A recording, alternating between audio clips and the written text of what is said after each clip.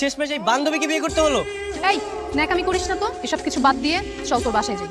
আমার বাসা মানে? আমার বাসা তোর কি কাজ? ও মা, বিয়ে করলি আমাকে, এখন বউ নিয়ে বাসায় যাবি না? বিয়ে করেছি মানে? এটা কি কোনো বিয়ে? তোকে বিয়ে করেছি তাই বলে কি আমার বাসায় নিয়ে যেতে হবে তোকে? দেখ ভাই, বিয়েটা কিন্তু আমি আমার নিজের ইচ্ছায় করি, তুই জোর করেছিস তাই আমি করেছি। বাবা ফোন দিয়েছে। হ্যাঁ বাবা। ফিরে কই তুই? বাবা আমি তো জানি তো, বিয়ে কি হয়ে গেছে না এখনো বাকি আছে? হয়ে গেছে। আর মানুষের কাছে জানাজানি হবার আগে বাসায় ফিরে আয়। তোকে নিয়ে যেতে বলেছে। আমাকে বাসায় নিয়ে যেতে বলছে মানে? আমি বাসায় যে কি করব? তুই তোর বয়ফ্রেন্ডকে নিয়ে যা। বয়ফ্রেন্ড পাবো কই এখন? বিয়ে তো আমার তোর সাথে হয়েছে। আমি যেতে পারবো না। যেতে পারবি না মানে? ঠিক আছে তাহলে চল তোর বাসায় যাই। আরে আরে না না না না না, আমার বাসায় যেতে হবে না তো। তোর বাসায় যাবি না, আমার বাসায় যাবি না, তুই যাবিটা কোথায়? চুপচাপ লাগেজটা নিয়ে আমার সাথে চল, ব্যাগ নে। আসসালামু আলাইকুম। আঙ্কেল, এই তুমি না আমার মেয়েকে বিয়ে করেছো? শ্বশুরকে কেউ আঙ্কেল বলে নাকি? আসলে আঙ্কেল প্রথমবার বিয়ে করেছি তো, পরের বার ঠিক হয়ে যাবে। মানে কি তোমার কি আরেকটা বিয়ে করার শখ আছে? এই তোর জামাই কি বলে রে? না বাবা, ও মজা করছে, ও আসলে একটু মজা করে কথা বলতে পছন্দ করে তো তাই।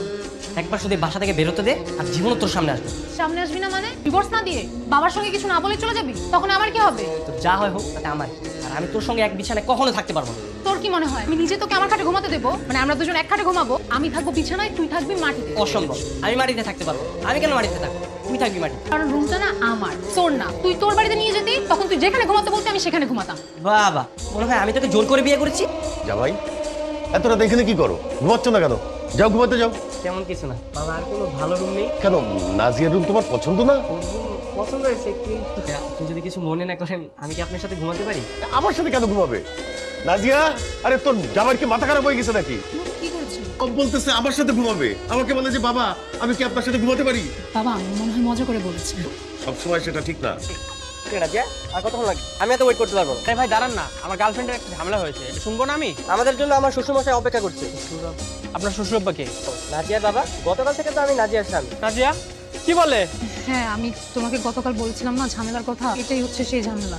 তাই বলে তুমি আরেকজনকে বিয়ে করবে কেন? এই মেয়ে, আপনার এত বড় সাহস যে আমার বউকে ধমক দিচ্ছেন? কি বলে আমি নাকি তোমাকে ঝাড়ি দিতে পারবো না? ঠিকই তো বলেছে, তুমি অন্যের বউকে ধমক দিবা, সে কি এটা মেনে নিবে নাকি? তাই বলে তুমি আরেকজনকে বিয়ে করবে কেন? একজনকে বিয়ে করবে না মানে?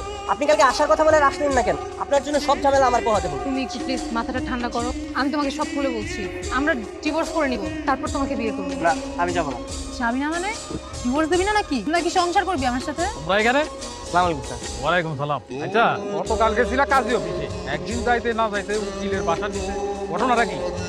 স্যার ঘুরতে বের হয়েছি, প্রেম করতে। প্রেম করতে? বাহ, ভালো ভালো। এই মালটা কেটা? ও হচ্ছে নাজিয়ার বয়ফ্রেন্ড। বয়ফ্রেন্ড? নাজিয়া, মানে একদিন যাইতে না যাইতেই আপনার ওই বয়ফ্রেন্ড নিয়ে ঘুরে বেড়াতে হবে? স্যার ও তো এখন আমার ভালো বন্ধু।